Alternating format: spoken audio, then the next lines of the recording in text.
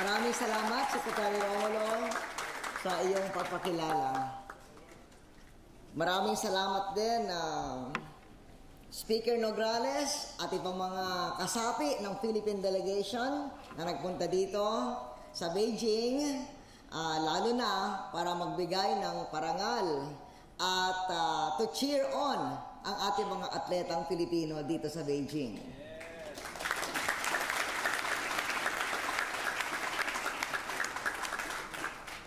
Gusto kong ipakilala sa inyo ilan sa ating mga Southeast Asian Games gold medalists na nandito ngayon sa Olympics. Well, hindi siya Southeast Asian Games gold medalist, pero una sa lahat, nakilala ninyo ang ating 4-time world champion ng boxing, si Manny Pacquiao.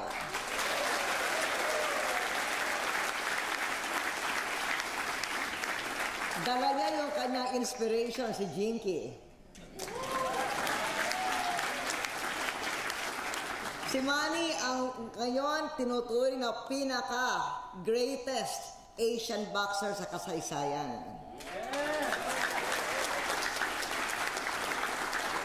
Gawa ng 4 na kategorya na siya nag-world champion, ngayon ipaglalaban niya ang pang-5, nagte-training na sa Amerika. Pero bumalik dito sa Asia para magbigay ng parangal sa ating mga atleta.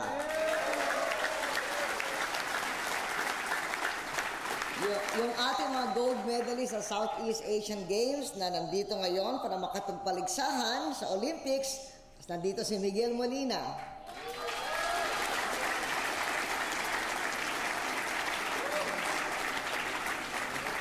Si Daniel Pope.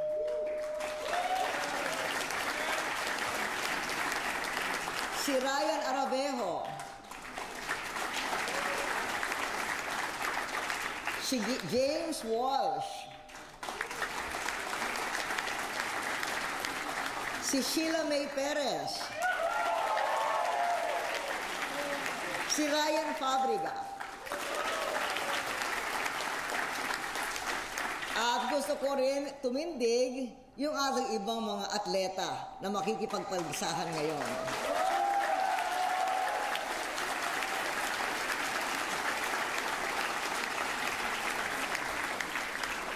Alam nyo, nung ginagawa nila itong nung protocol, yung schedule na ito, sabi nga nila sa Filipino community, imbitahin natin yung mga atleta. Sabi ko, kaya lang, wag natin silang pipilitin. Kasi gusto natin yung pahinga nila, yung training nila, hindi maistorbo. Kasi ang pinakamalaking parangal na ibibigay nila sa ating kababayan ay manalo sila. At ayaw natin na magkaroon ng sagabal sa kanyang pananalo sa pagpunta dito. Pero kaninang umaga, tinanong ko, may mga atletang pupunta? Meron. Sinabi ba ninyo, hindi kailangan kasi gusto natin na magpahinga sila, mag-ensayo sila. Alam raw nila yon, pero kusang sila ay pumunta rito para makibati rin sa ating mga Pilipino.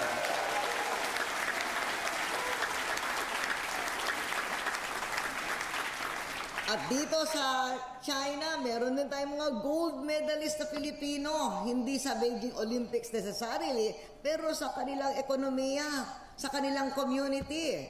Nung huling ilang beses na nagpunta na ako dito sa China, ang ating isang celebrity ay si Jimmy Flor Cruz.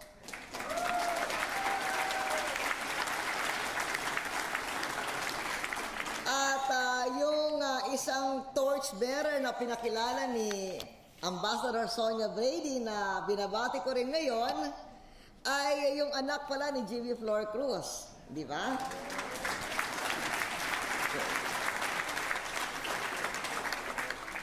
Isa pang torchbearer na pinakilala ni Ambassador Brady ay si Marco Torres,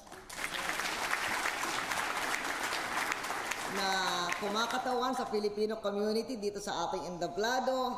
At ako ay nasisiyahan na si Marco Torres ay marketing manager ng isa sa mga leading design firms sa Asia. Yan ang halimbawa ng mga magagaling na Pilipinong narito sa Beijing at sa China. Meron pa tayong isang superstar, si Ben Lim ng Reuters.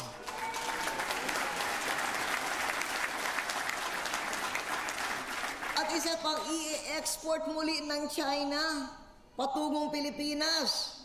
Kasi si Vlad Reyes ay magiging manager ng peninsula doon sa Pilipinas.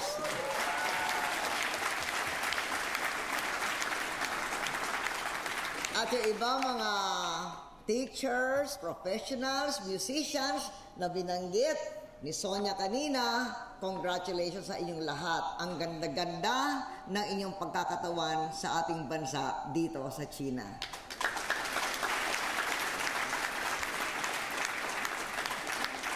Ako ay nagpapasalamat sa pagkakataong makita kayo muli.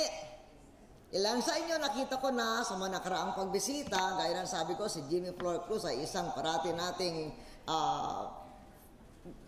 pina-flag wave dahil sa kanyang celebrity status. Pero ako ay nasisiya na narito kayo muli.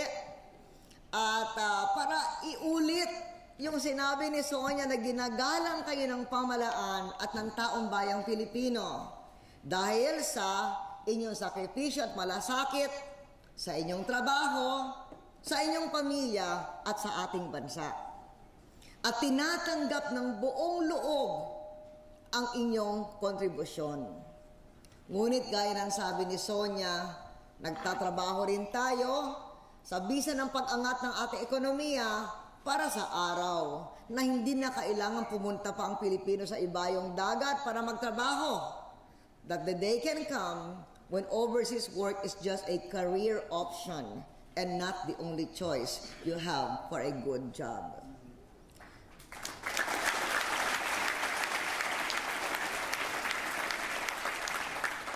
Noong isang taon, naranas natin sa Pilipinas ang mataas na pag-angat ng ating ekonomiya sa loob ng isang henerasyon. Pero itong taong ito, buong mundo ay nahihirapan sa global economic slowdown at saka sa pagtaas bigla ng presyo ng langis at pagkain. Kaya walang pagod tayo nagtatrabaho para haharapin itong mga hamong nanggagaling sa paghina ng pandaigdigang ekonomiya na sinasamahan pa ng pagsipa ng matataas na presyo ng langis at pagkain. Masipag tayo nagtatrabaho para tiyakin na matatag ang supply ng pagkain sa ating bansa at may pagkain sa bawat mesa. At salamat na lamang na siguro pag kayo ay nanunood ng television, nakikita nyo ang food riot sa iba't ibang mga bahagi ng mundo. Doon sa Pilipinas, hindi tayo nawawalaan ng bigas.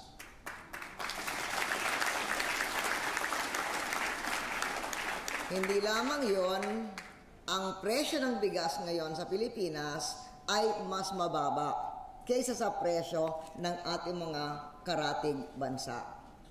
Gumagawin rin tayo ng mga hakbangin upang bawasan ang pasanan sa ating taong bayan nito matataas na presyo ng langis at pagkain sa mundo. Halimbawa, may subsidyo tayo sa bigas at kuryente para sa pinakamahihirap. Kaya meron tayong ang presyo ng bigas sa halimbawa Thailand o Vietnam umaabot ng 50, 60 pesos. Sa ating bansa, meron tayong mabibiling bigas market price na 32 pesos. Yung Malaysia, yung Indonesia, sila ay nagsasubsidize ng bigas. Yung kanilang subsidized rice, mga 25, 27 pesos. Yung ating subsidized rice, 18.25. At nagagawa natin ito dahil sa reforma ng buwis na nagawa natin ilang taong nakaraan. Mayroon tayong malaking kaba ng bayan ngayon para sa mga subsidyong ganoon. Kaya ako ay nagpapasalamat muli sa ating mga congressmen na narito ngayon dahil kung hindi nyo nagawa yun noong ilang taong nakaraan ay hindi natin makakaya itong krisis na nangyayari sa buong mundo.